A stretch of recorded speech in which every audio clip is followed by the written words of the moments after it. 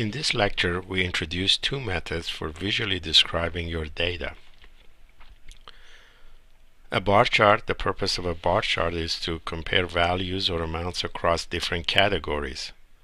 Let's say we've collected data on OSHA reported injuries in our workplace, and this is the cause. The categories are the causes of injury and the count.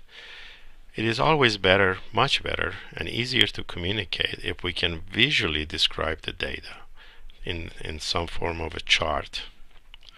So a bar chart, you have the horizontal line represents the categories, in this case the categories or the causes of injury, and the vertical line represents the count.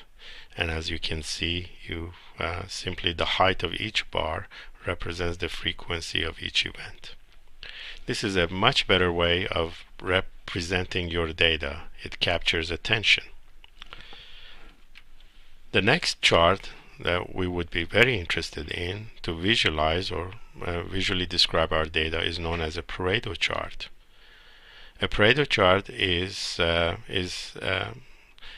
a chart in which the categories have been arranged according to the values beginning with the category having the largest or the greatest amount and proceed in order of progressively smaller amounts. In other words, arranging your data in descending order.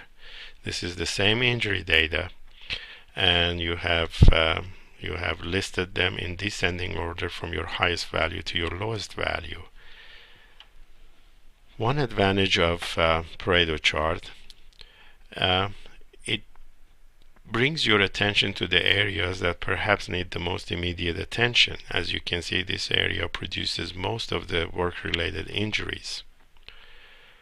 Pareto chart may be thought of as a few causes produce most of the effect, meaning when we're dealing with limited resources as how to proceed and the number of causes in a process, perhaps we want to place our attention to the causes or the factors that are producing the most effect, and a Pareto chart can help us to visualize that.